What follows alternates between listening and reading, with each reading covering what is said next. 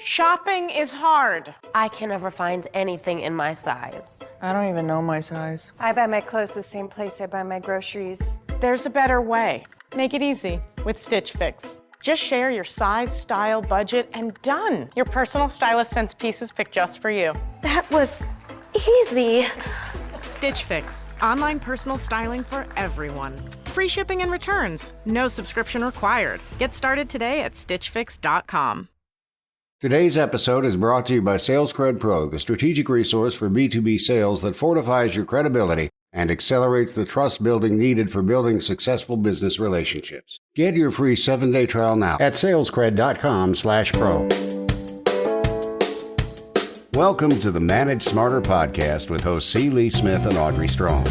We're glad you're here for discussions on new ways to manage smarter, hire, develop, and retain talent, improve results, and propel team performance to new heights.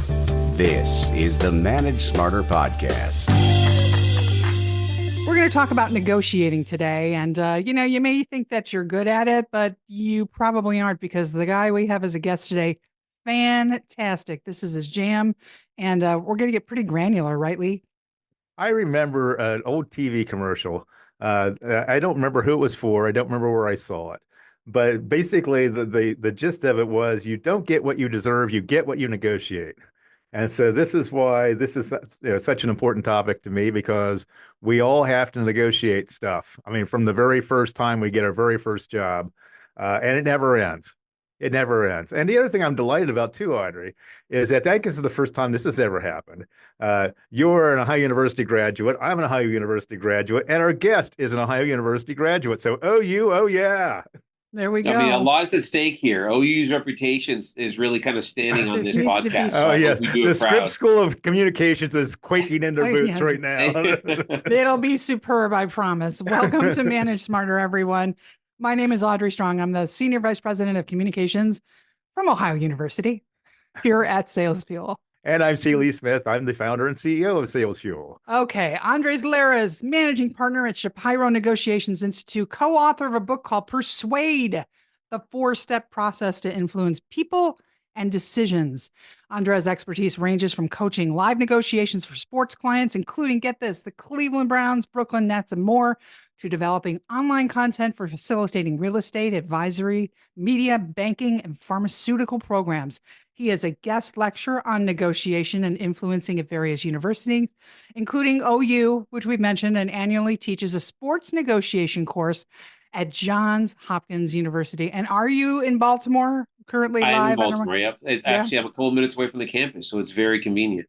Very convenient. Well, welcome. And did I see that you have the Cleveland Browns as a client? Well, they're a past client, but yeah, we have worked with the Cleveland Browns. Okay. And, actually, and the Guardians too, so lots of Ohio love there. Yeah. Fantastic. Well, where do you want to start? This is a big playing field. I mean, I could start with the very simpleton, lay version of this, which is I was always taught, never give out the first number in a salary negotiation. Force the employer to give you a number or a range first. Well, I mean, I think already we could probably end the podcast now, because that's pretty good advice and it's super practical. So I think wrap this up. OU, we did a good job here. But no, that's I think yes, I think that's generally good advice. And two parts to that, just so we start off very practically with the salary component, and we can kind of expand to other, kind of sales relevant positions too. But in the salary component, number one, you typically don't want to make the first offer just because of the sensitivity of that. And it's easy to put it on the other side, because that's the second question is, well, if I'm not going to go first, well, how do I do that, right? Because I'm asking you, like, well, Audrey, what are you expecting for this job? And so there's when you want to lean on the fact that the person hiring you, right, they should have more of the expertise and expectations. They're the ones hiring. So there's comps for other people in that same role. There's comps other people in the company. And so while you've done your research, you can kind of put it back on them. It's actually, I'd love to hear from you all. Well, what did you have in mind, or what other people in this position get paid? And so generally you find if you volley it back once, they're not going to keep, saying, well, no, you tell me first. So that would be the advice there. And then later on, we can talk about outside of the salary piece, it depends. And so when you go first and when not, it depends. A little bit more complex than that. That's really good too to think about too, because like when you're negotiating the price of your house and you're trying to sell your house, you look at comps in the neighborhood. That kind of dictates what the price is, and obviously you're doing professional sports, so the athletes look at similar athletes, who have similar stats, play a similar role in the team and everything like that, and what they get paid. So, yeah, I think that's really fantastic advice. I mean, it's very practical to do, right? And so if we would do it buying a house, we should do it for our salary and everything else. And like you said, the sports world is easy, right? These are public contracts. You can see generally what people sign for. It makes it very easy. And so that is an absolute first for preparation. We should all be doing it before every negotiation.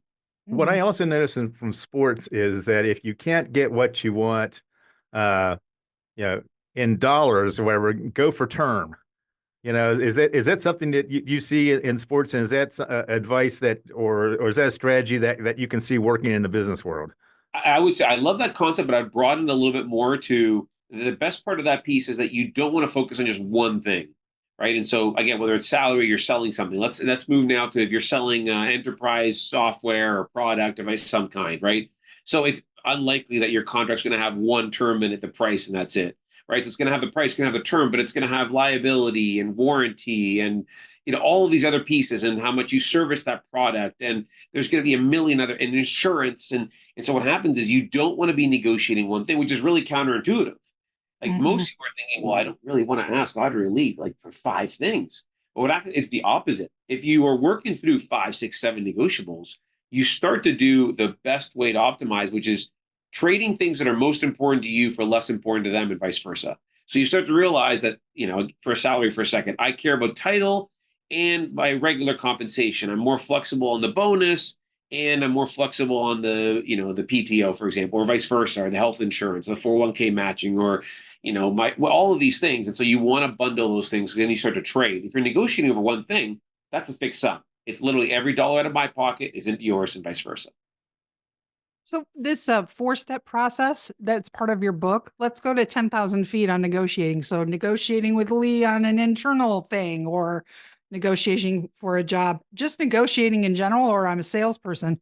What are your 4 steps that apply to any and all negotiations? So the 4-step process in that book is really about 4 pieces. Number 1 is credibility. And the way I would describe this very simply is, think of any commercial you see for a toothpaste, for example. You'll notice they either are a dentist or look like a dentist. And I think it's the best example because visually we're saying, oh, I believe this person because they are look like a dentist, even though we've never met them.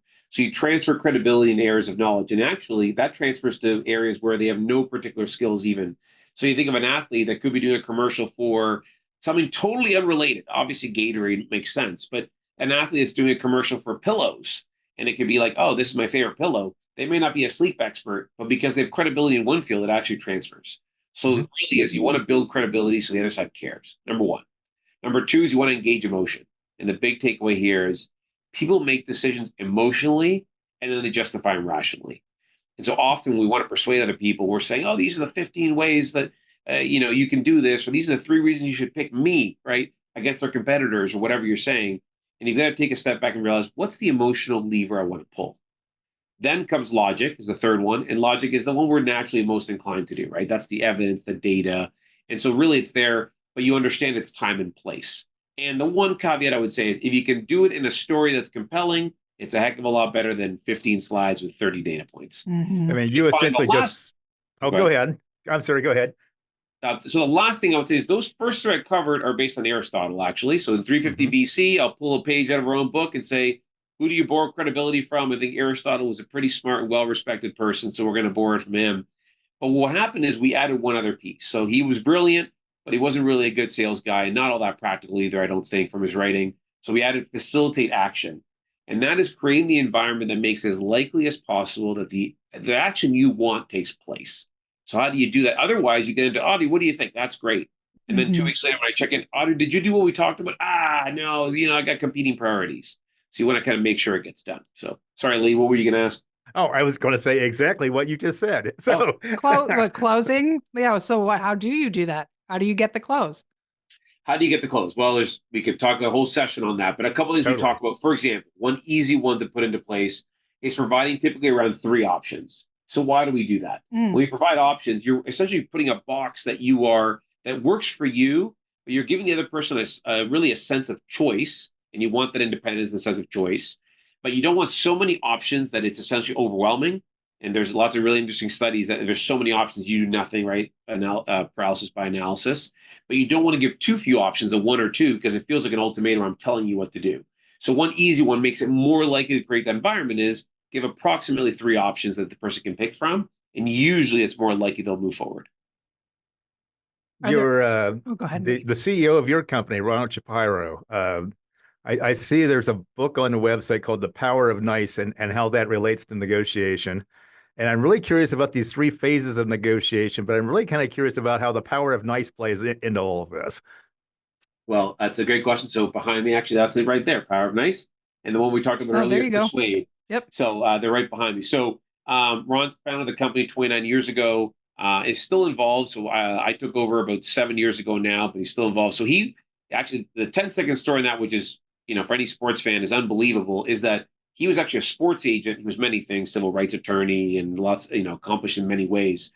But he was a sports agent that represented baseball players. And when I think of sports agent, and I've actually worked as a sports agent also before this, usually people's response is not touchy-feely good things, right? It's help me, help you. Exactly. Outside of Jerry Maguire and some great acting, typically that's not the perception. And so he made a name for himself where he was doing deals that maximized the player. So his biggest deal ever with Cal Ripken, with Eddie Murray, Kirby Puckett, all these big-time athletes. But the first people that hired him when he started SNI, Shapiro Negotiations Institute, were the owners of the teams he had negotiated with.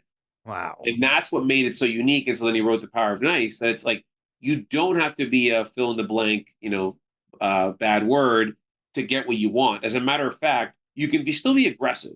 You can still be confident. You can still make very high requests and push, but you do it the right way. And so then it's a lasting relationship that you can do multiple deals rather than one time burn that bridge. It was a huge compliment that those teams hired him. And so what is the totally. line? What is your definition of aggressive versus nice?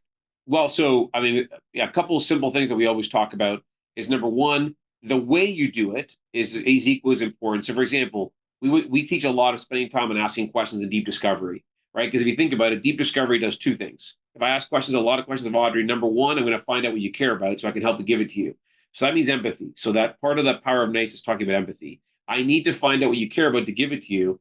And Audrey's going to want to share that because we're invested in doing this together. And the second is a great way to develop relationships.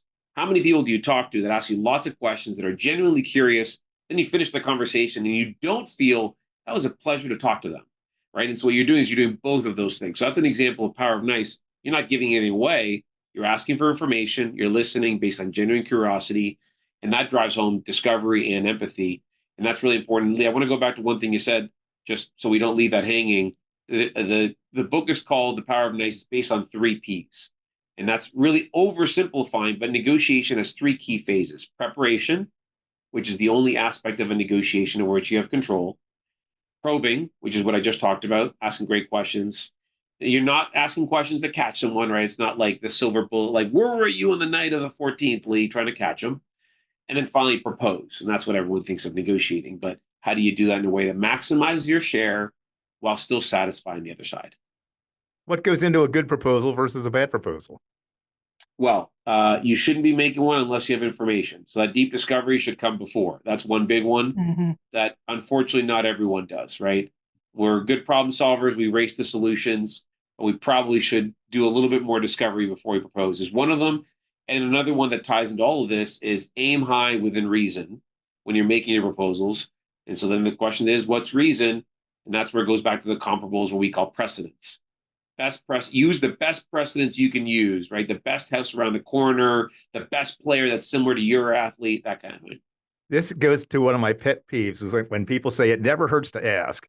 And I say it absolutely hurts to ask. If you're asking for something completely unreasonable or unfair or one-sided or something like that, it completely either hurts your credibility or your motive or anything, or your ability then to work together with this person and show them that you are looking out for their best interest if you're asking for something that's completely outlandish. Absolutely. And so you want to find the best precedent you can. And the way we ask people is, how are you going to justify that? Now, doesn't mean you should be justifying the other side. You can propose, and actually justifying often makes it a little bit softer. So you don't want to do that.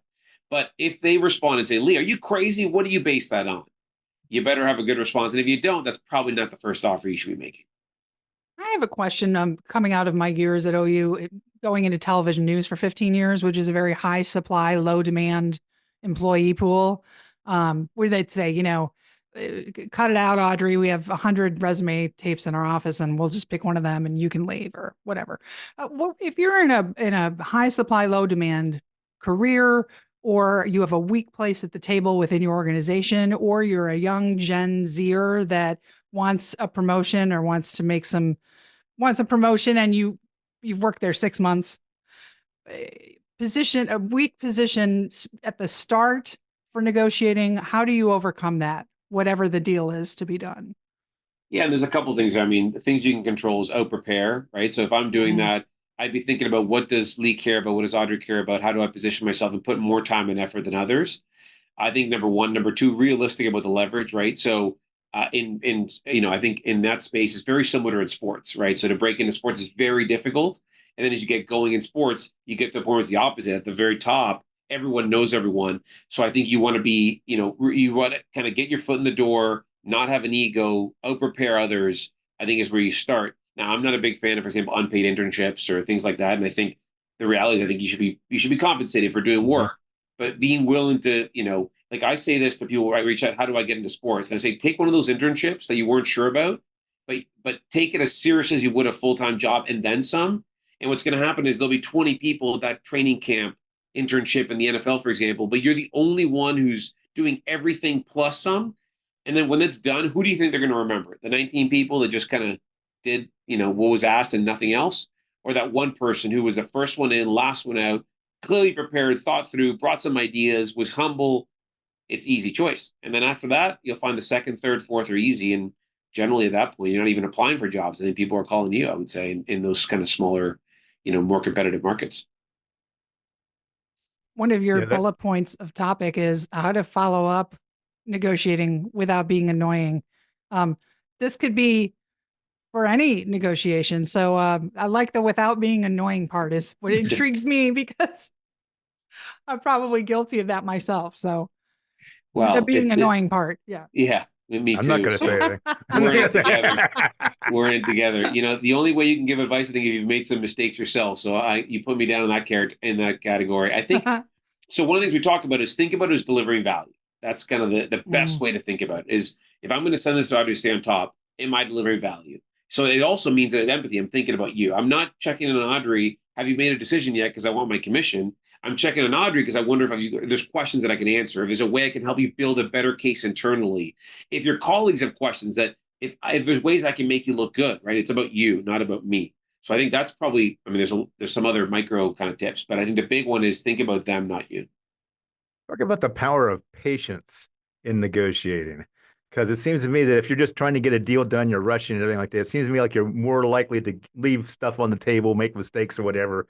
And, just being willing and able just to hang in there and be as patient as possible, I think that has to help your leveraging situation.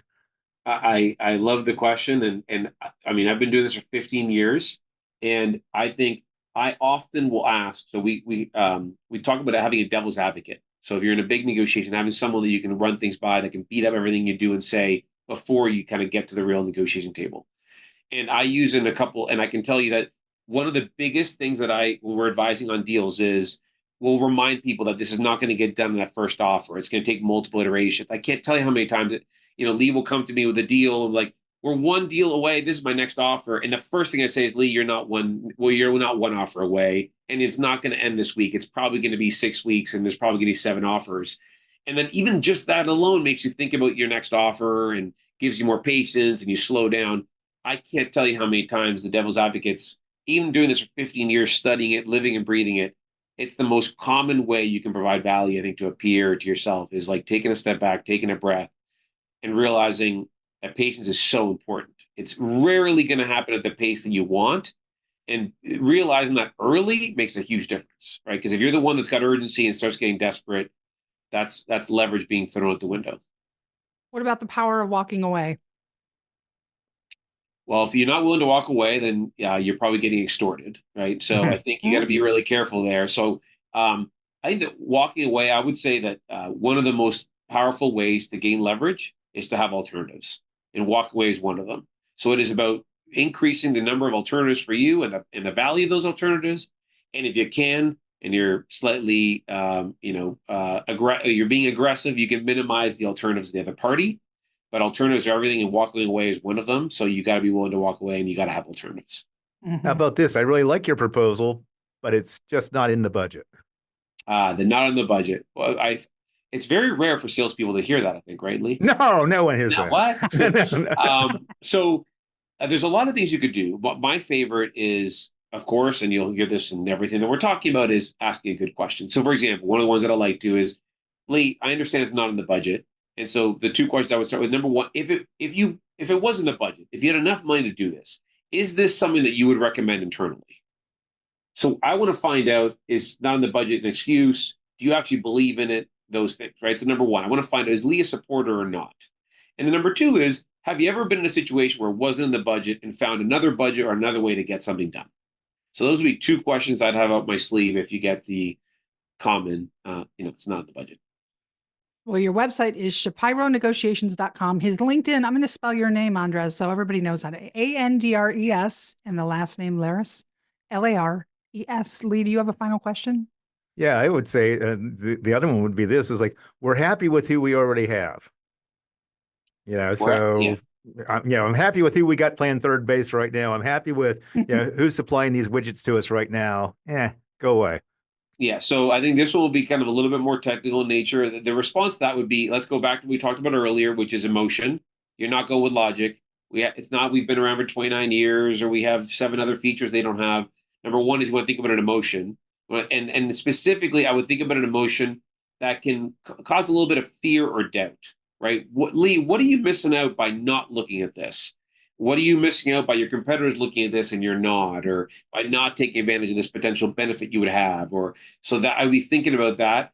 And then I would frame it in some questions that you're not looking for them to say, oh, you got me. Woo! Not only am I going to give you time, I'm going to buy before you even go into more details. I would ask a question that gets them thinking. That's what you're doing. You're just planting the seed. Mm-hmm. Well, I'm going to negotiate the close of this podcast. Andres, this has been a pleasure.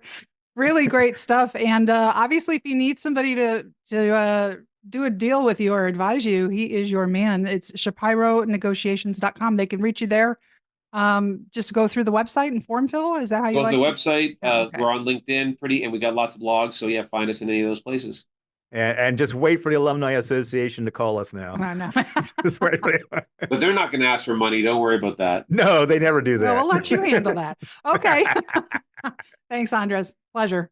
Thank you both. Thanks for listening. If you enjoyed the show, please rate and recommend on iTunes, Overcast, or wherever you get your podcasts. You can also get more great information at salesfuel.com.